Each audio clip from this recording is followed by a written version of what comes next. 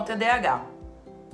Porque remissão dos sintomas, né? Que eu falei que às vezes durante a vida a gente tem a diminuição dos sintomas ou zero total sintoma. Porque quando você se trata, você consegue saber como você funciona.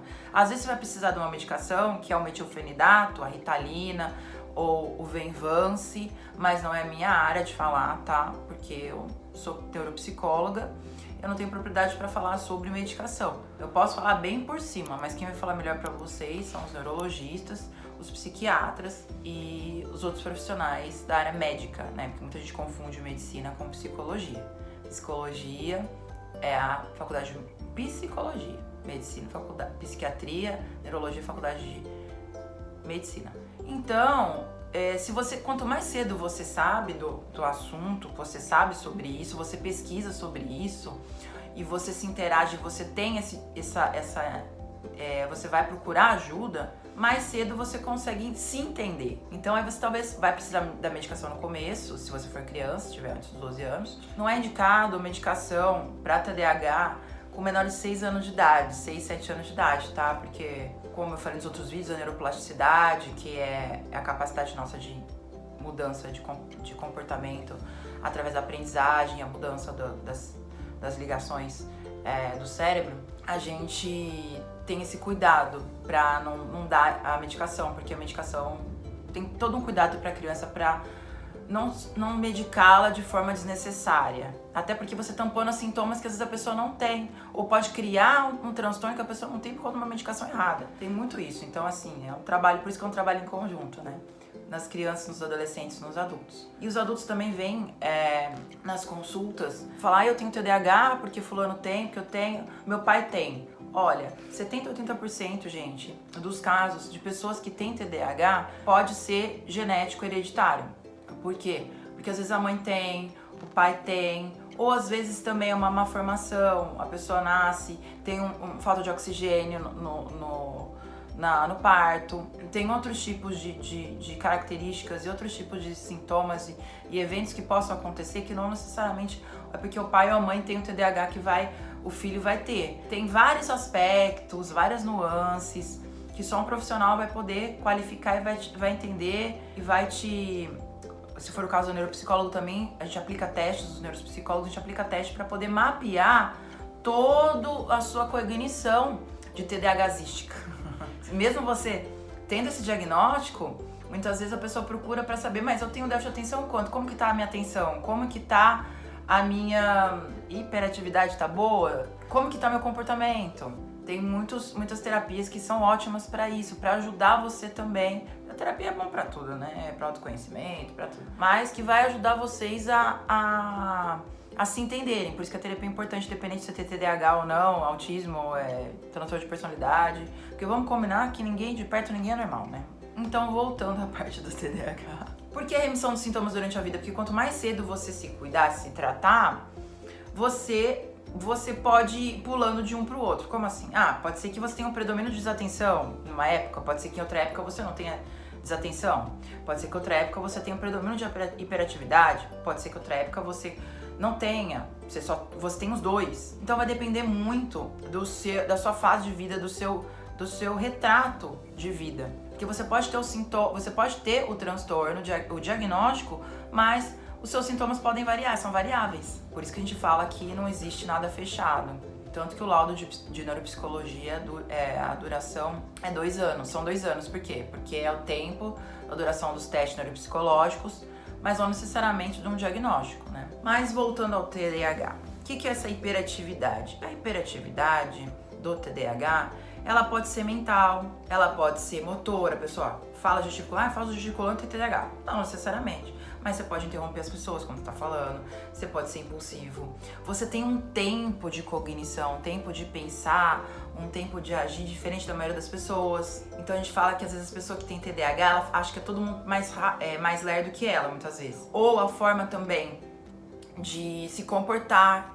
A gente fala que falta uma autorregulação.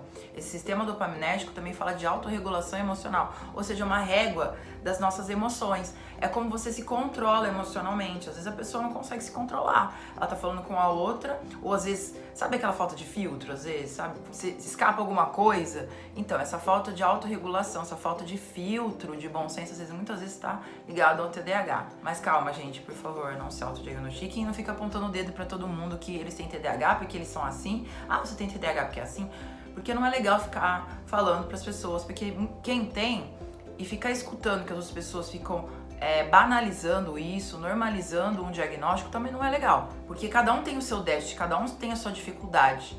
Nem tanto o céu, nem tanto a terra, nem tanto o 8 ou 80. E a desatenção do TDAH, ela é diferente da desatenção de uma pessoa que não tem esse funcionamento. Por quê? Porque às vezes a pessoa não consegue fazer nada, às vezes procrastina demais, sabe? Vai trabalhar, mas vai naquele... não gosta de rotina. Por quê? Porque o sistema de recompensa, o sistema de prazer tá em queda, tá em déficit. Então a pessoa precisa o tempo todo ter aquela emoção, aquela vontade de fazer as coisas e de conversar e de, sabe?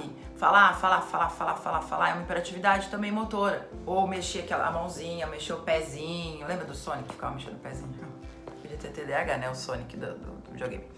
Mas então, a pessoa que é impaciente também tem TDAH? Pode ser que sim, pode ser que não. O que diferencia uma patologia, ou seja, uma doença de uma normalidade? O modo de funcionar de uma pessoa da outra. É a intensidade, é a frequência. Então não quer dizer que você tem todos os sintomas. Nossa, tem todos os sintomas. Então eu tenho TDAH, eu tenho, nossa senhora. Ó, você tem também, nossa, eu tenho, todos nós temos. Não, por quê? Porque não é assim que funciona, que a banda toca. É muita coisa, gente, pra dar um diagnóstico, né? É muita coisa, são muitas partes envolvidas, são muitos sintomas. E tem que ter no mínimo, vários tipos de sintomas e vários excessos de cada sintoma. Então, eu tenho desatenção, mas eu tenho excesso de desatenção, eu tenho excesso de hiperatividade. Aí já dá pra dar uma olhada nisso. Mas e a criança, né, gente? E a criança que é hiperativa e desatenta, por natureza?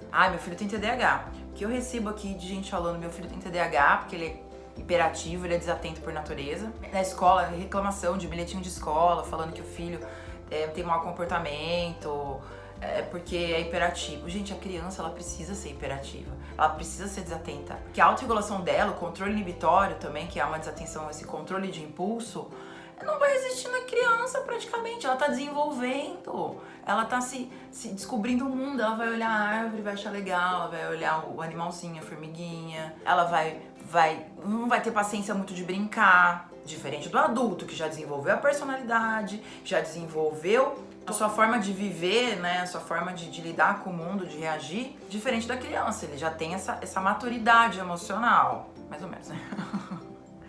Hoje a gente vê muitos adultescentes, né? Eu falo dos adultescentes, os adultos que querem ser adolescentes. Isso, gente, faz tempo, viu? Mas hoje em dia, o que mais tem bastante. Então, o adulto não, o adulto já é diferente. O adulto se olha de uma outra forma. Você tem um excesso de hiperatividade, você tem um excesso de desatenção, um negocinho aí pra ficar atento. Porque às vezes a pessoa vem sem achar que tem. Eu tenho, não. Se seus pais não têm, você não tem, não necessariamente. Às vezes o pai e a mãe podem ter e os dois filhos não vão ter. Os irmãos, né? Gêmeo pode ter. Enfim. Então, acredito que eu tenha respondido todas as dúvidas sobre TDAH. E se vocês tiverem mais dúvidas, comentem aqui. Se vocês têm pessoas que acham que estão com esse problema, com esse medo de... Nossa, o que é esse TDAH, esse nomão, que parece um palavrão, né? Por favor, comentem, compartilhem o vídeo, que o importante é disseminar a informação. Mesmo se vocês não gostaram, compartilhem. Quero trocas. Eu tô aqui pra isso, gente, pra trocar, pra aprender com vocês, se vocês aprenderem comigo, tá bom?